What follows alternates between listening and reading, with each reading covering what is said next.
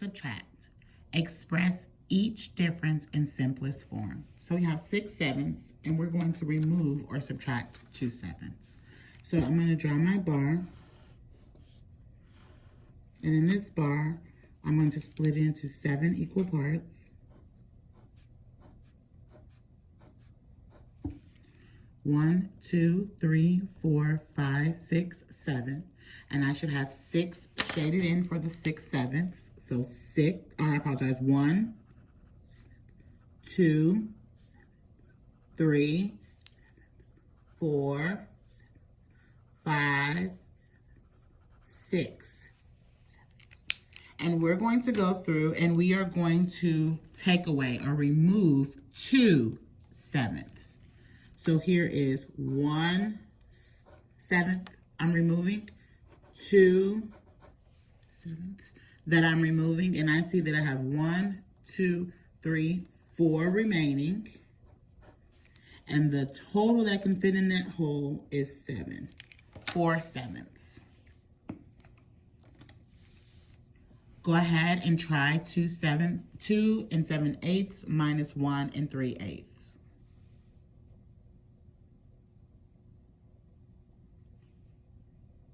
We are now going to subtract 1/4 from 5/8. To subtract 1/4 from 5/8, let's rewrite them as like fractions by finding a common denominator. We want the denominator to be the same, a like fraction. This is the first common multiple of the 2 denominators. The first common multiple of 4 and 8 is, well, let's go through and see that. I'm going to take the fraction 1/4, and I'm going to write that in lazy T. And I'm going to take the fraction of 5/8. I'm also going to put that in lazy T. I'm going to use this to write the multiples of the denominator until the denominators are common, the first common, or their multiples are the same. So I'm going to look at 4 like fractions. I'm looking at 4. The first multiple of 4 is 4. I have that. The second multiple of 4 is 8, so I'm going to write that. Well, I can stop there because I can see they are already like fractions because the denominators are already the same. So for 1, I'm going to write the multiples of 1. The first multiple of 1 is 1. The second multiple of 1 is 2. And I know that because 1 plus 1. When we find multiples, we're adding the same number multiple times. So I'm going to use 2/8 for the equivalent fraction of 1/4. And I'm going to continue to use 5/8. I'm going to tell you, I definitely understand where they use these bars, but sometimes it helps me personally when I create my own because I know what I'm trying to do. But if you understand these bars, definitely use them. I'm going to relate the bar that we create to this one so that you can see they are the same. So I'm going to start off with 1 whole bar.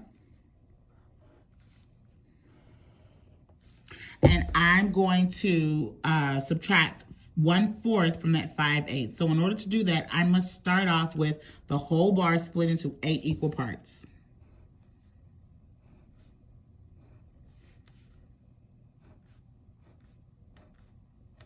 So I count them 1, 2, 3, 4, 5, 6, 7, 8. There are 8 eighths there to make up that 1 whole.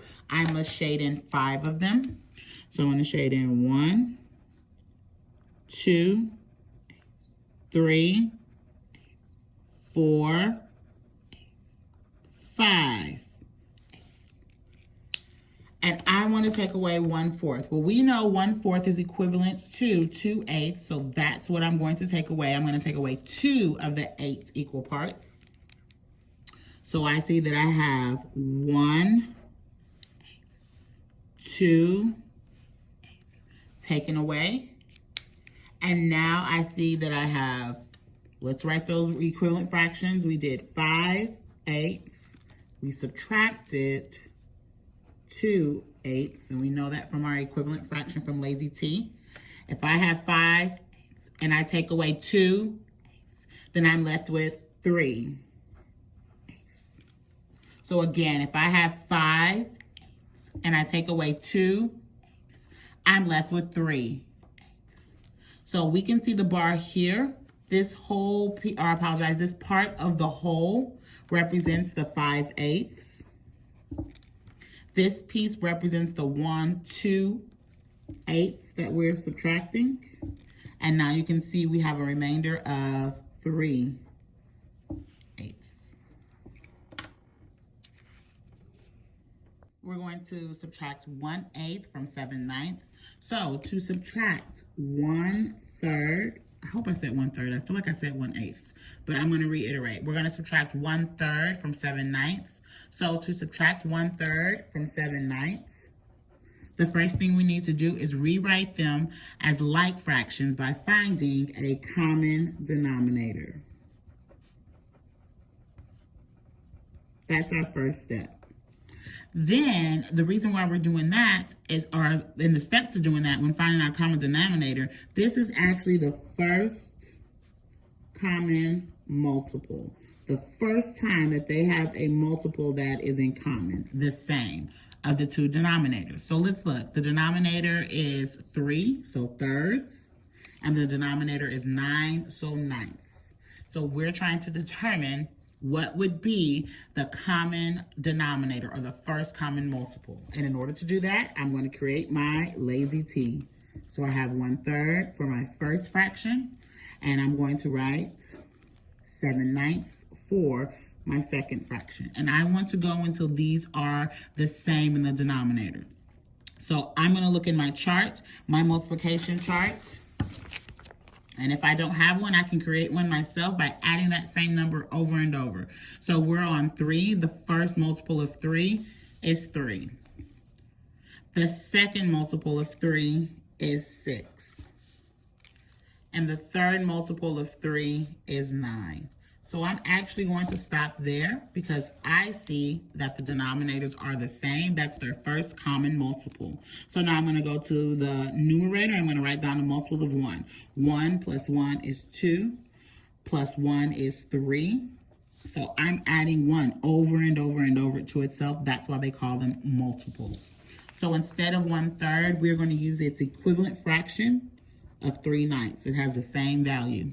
So again, for me, it makes it easier when I make my chart off to the side, but please feel free to utilize this chart as well. I like to make my chart and compare it, but if you can understand this chart right off bat, go ahead and use it. So we're using, instead of 3/9, instead of 1/3, we're going to use 3/9. We're still going to keep 7/9. So 7/9, and the reason why is because their denominators are the same. And we're subtracting, instead of 1/3, 3/9. So let's go ahead, and I'm going to attempt to use this bar. I'm going to try to use it without creating my own. So I know that we should have 9 spaces. 1, 2, 3, 4, 5, 6, 7, 8, 9. Perfect. And of those 9 spaces, 7 should be shaded in. So 1, 2, 3, 4, 5, 6, 7, 9. So from this point to this point is 7/9. Now we're going to subtract or remove 3/9. So we have space for 9, and we're going to subtract 3 of those 9. So 1/9, 2/9, 3/9. So this is the 3/9 that we are subtracting. Well, as I look, I can see that I removed 3/9. So I still have 1, 2, 3, 4/9 of the 7 that we started with. So 7/9 minus 3/9 is 4/9.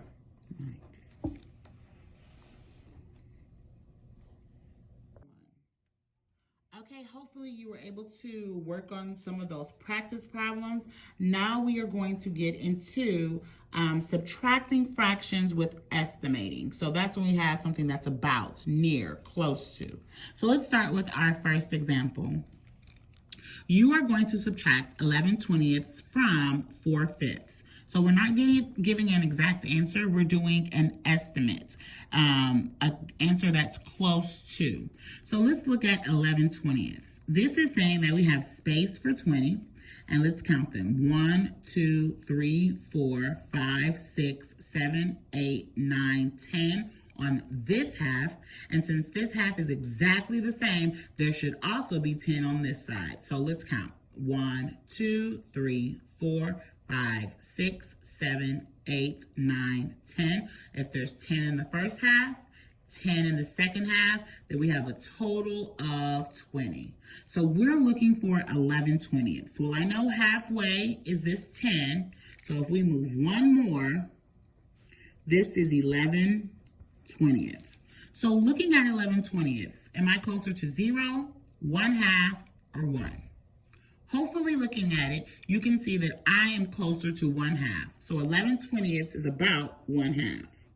And I would think that's about a great estimate, because if I have 20 pieces or 20 tables, or I apologize, 20 spots for someone to sit at a table, half of those 20 would be 10. And so one's just a little bit bigger than 10, which is half of that 20. So that is a reasonable estimate.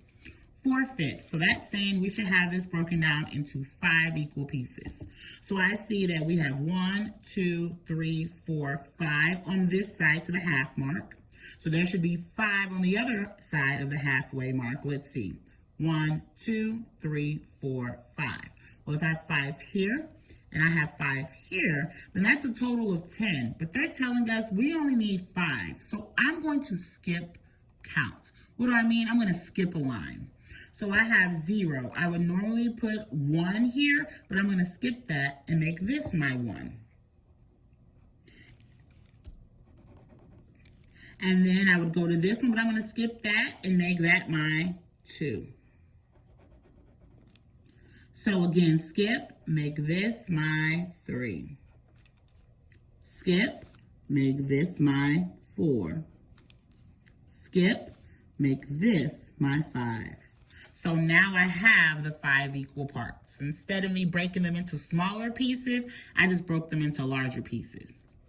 So now I see that this is 0 to 1, 1 to 2, 2 to 3, 3 to 4, 4 to 5. So there are actually 1, 2, 3, 4, 5 equal pieces. So that means this is 1 out of 5 equal pieces, 2 out of 5 equal pieces, 3 out of 5 equal pieces, 4 out of 5 equal pieces, and 5 out of 5 equal pieces, which is also a value of 1. So I'm going to go to 4/5, which is right here. And I look, am I closer to 1/2 or am I closer to 1? So looking at it, hopefully you can see I'm a little bit closer to 1, because if I were to count every little notch there, it would be 1, 2, 3 spaces to get to 1/2. Whereas here I only have 1, 2. So I am closer to 1. So 4/5 is about 1. So now they're saying 4/5 take away 11/20. That's a squiggly equal sign, so that means it's about. So instead of 4/5, I'm going to use 1. Instead of 11/20, I'm going to use 1/2. Well, I'll tell you, for one whole with a common denominator of 2, I can rewrite that. Let's see. Here's my whole, split into 2 equal parts. I'm going to shade it in completely. So I see that I have space for 2, and I shaded in 2. So that means I can rewrite this as 2 over 2 minus 1 over 2, just for those who want to have that visual, and I'll tell you, I'm definitely one of them. So I have 2 out of 2, and I'm going to take away 1 of the 2. And I see that I'm left with 1 out of 2, or 1/2.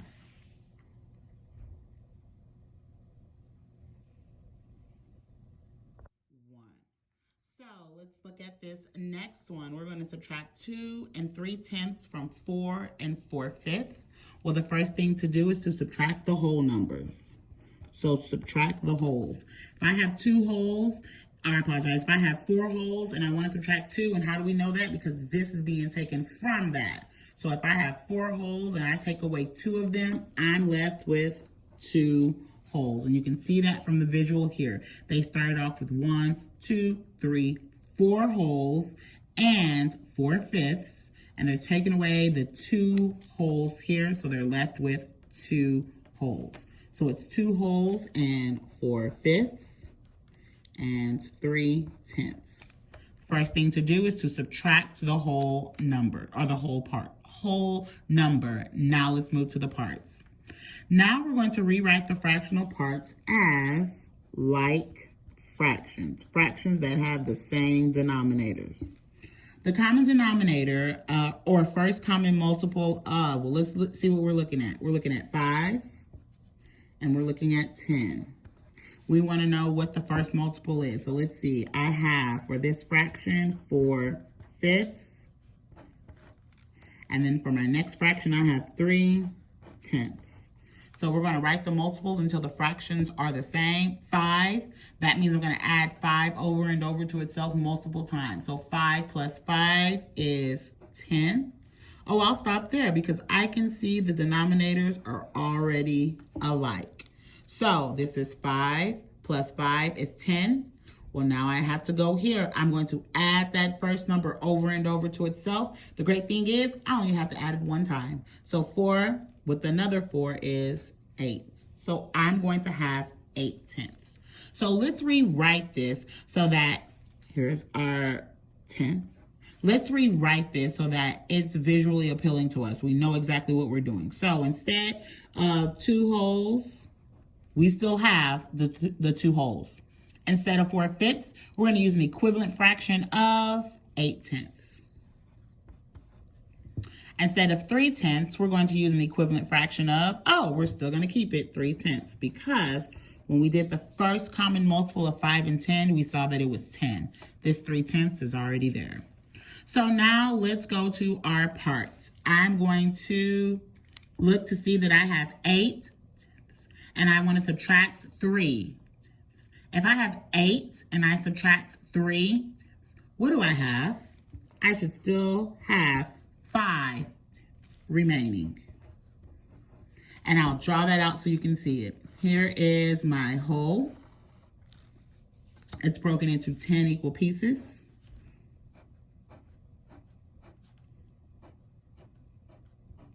And of those 10 equal pieces, I should shade in 8.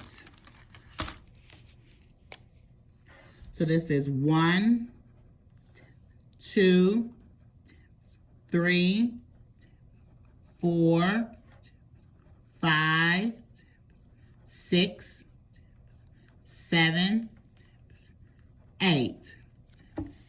So now that I have my 8/10, I'm going to subtract 3 of those tenths. So I'm subtracting 1, 2, 3. How many do I have remaining? I have 1, 2, 3, 4, 5. There's our 5/10.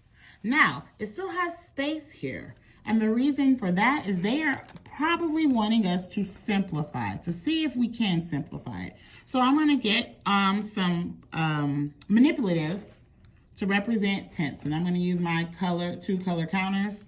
So I have 1, 2, 3, 4, 5, 6. Sorry about that. 7, 8, 9, and 10. And for these tenths, I want to make it so that 5 are shaded in. For 2 color counters, I like to use red as the color. So I'm gonna make sure I have 10, just to be sure. 1, 2, 3, 4, 5, 6, 7, 8, 9, 10. Perfect. And now I'm going to shade in 5 of them. So 1, 2, 3, 4, 5. And now I want to see, is it possible for me to make smaller groups within here? Any groups that look exactly the same? Well, I notice that there are 5 that are shaded and 5 that are not shaded. So that's going to be a great distribution right there. And so now I'm able to see that I can make one group that has 2 in there, 1 shaded. a group of 2 with 1 shaded, a group of 2 with 1 shaded, a group of 2 with 1 shaded, a group of 2 with 1 shaded. This is perfect because that means we have, for our fractional part, a group of 2 with 1 shaded, and we still have 2 wholes remaining.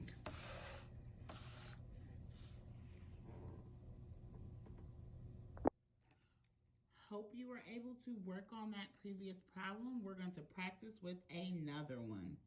So you are going to subtract 1 2/3 from 3 3/4. So the first thing to do is to subtract the whole numbers. After we subtract the whole numbers, we want to rewrite the fractional parts as like fractions, fractions that have the same denominator. The common denominator, or first common multiple of, we're looking at 4 and 3 because that's our denominator, is, now we have to see what that is. So I'm going to draw a lazy T with my first fraction of 3/4. I'm going to draw another lazy T with my next fraction of 2/3. And I want to write the multiples until the denominators are the same. So I'm going to pull out my multiplication chart, either one that was created by me or one that was given to me. So I'm going to look for 4. The first multiple of 4 is 4. I'm going to see if I can write the next multiple. The next multiple of 4 is 8. I stop, I look, they're not the same. I'm going to keep writing the multiples of 8. I just want to see what will happen next. I'll just write one more. So I have 4, 8. My next multiple, my third multiple is 12. I'm going to stop there, and I'm going to start doing some multiples of 3. The reason why is because I noticed that these multiples of 4 are getting larger, and the more I go on, it seems like this 3 will never catch up. So I don't want to pass that common multiple because I'm not paying attention. So I'm going to come to this 3, and I'm going to write down a few multiples of 3. So the first multiple of 3 is 3. Great. Second multiple of 3 is 6. Looking. Nope. Third multiple of 3 is 9. Nope, and it's still small, so I'm going to keep working on the 3s. The fourth multiple of 3 is 12. I look. Oh, great. I'm glad I stopped and went to those 3s because I would have totally missed that 12. So I see that the first common multiple will be 12. So now I'm going to write the multiples of 3. 3 plus 3 is 6. 6 plus 3 is 9 because I'm always adding that same number over and over to itself. So 2, I'm going to be adding 2 to itself over and over. 2 plus 2 is 4. 4 plus 2 is 6. 6 plus 2 is 8. So for 2/3, I will use 8/12, and for 3/4, I will use 9/12. So the first thing they want us to do is to subtract the whole part, or the whole number. So I have 3, I'm going to take away 1. If I have 3 and I take away 1, I'm left with 2. Now this is still 2 3/4 for right now, minus 2/3. Just so we can see that first part of subtracting the whole number. That's what we did first. We have not touched the fractions because the first part is to subtract the whole number. Now the next step is to rewrite the fractional parts. Well, we've done that for like fractions, so let's rewrite it. 2 for our whole. Instead of 3/4, we're going to use its equivalent fraction of 9/12. And instead of 2/3, we're going to use its equivalent fraction of 8/12. So now let's look. I have 9, and I'm going to take away 8. If I have 9, and I take away 8, then I'm left with 1. Because 9 minus 8 is 1, and we're talking about 12ths. My 2 wholes are still my 2 wholes.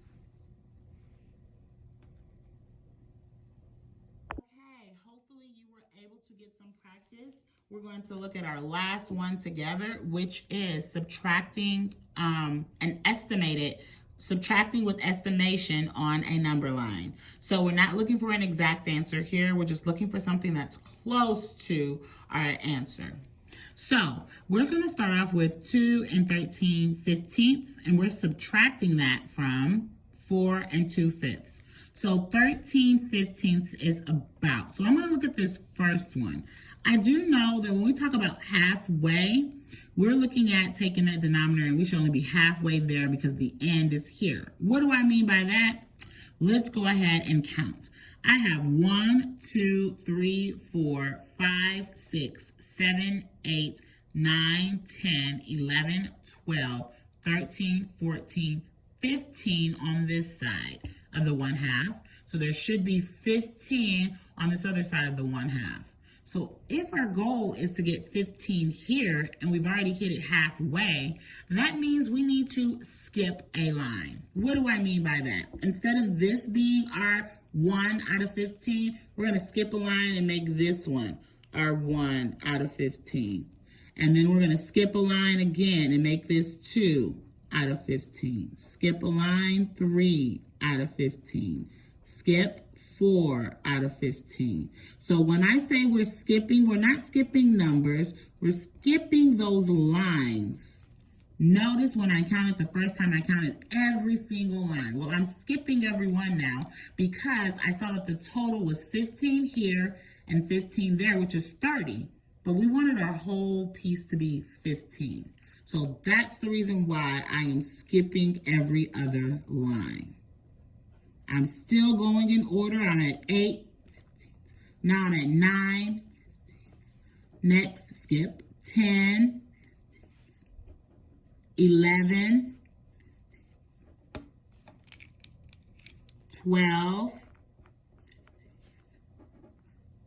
13, 14, and our last one is 15. So now I'm going to go and look for 13, which is right here. I'm going to label that 13/15. Am I closer to 1/2 or am I closer to 1? Looking at where those markings are, this is 1/2, this is 1. And here's our point here. So looking at it, are we closer to 1/2 or are we closer to 1? You should see we're a little bit closer to 1 than we are to 1/2. So actually it's a lot bit closer. So looking at it, 13/15 is closer to 1. So a great estimate for 13/15 is about 1. So if we have 2 and 13/15, that should be the 2 wholes. And instead of 13/15, we use about 1. So a great estimate for 2 and 13/15 is about 3. Let's go to 2/5. So I'm counting. This is 1, 2, 3, 4, 5. Well, the fifths told us that once we get to the end, we should be at 5. But we were only halfway there and we got to 5. So that means instead of me counting every single one of these notches, I'm going to skip them. So instead of counting this as 1, I'm going to skip it, and this is my first one. Instead of counting this one, I'm going to skip it, and this is my second. Instead of counting here, I'm going to skip it.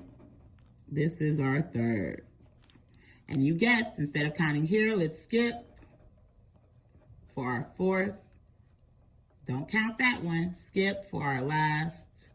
And you shall see we have 1, 2, 3, 4, 5. So 2/5. I'm going to go find 2/5. I'm going to put my mark there. I can see that I'm not going to include 1 because I'm not close to that. I'm stuck between 0 and 1/2. And I look where that notch is, and I see that that notch is closer to 1/2 than it is to 0. So a good estimate of 2/5 is about 1/2. So if I have 4 and 2/5, that's 4 wholes. And for 2/5, we said it's about 1/2, so it's 4 and 1/2. Now, let's take these estimates. For 4 2/5, so 4 2/5 is about 4 1/2. So for 4 2/5, I'm actually going to use 4 1/2. Then we're going to subtract 2 13/15. Well, for 2 13/15, we said it's about 3, so I'm going to subtract 3. Well, if we remember our strategies from earlier, the first thing is to subtract the whole part of the mixed number. So I have 4 wholes. I'm going to subtract 3. If I have 4 wholes and I subtract 3 wholes, then how many do I have left? I have 1 whole remaining. I have my parts of 1/2, but I'm taking away absolutely nothing, so it's still going to be 1/2.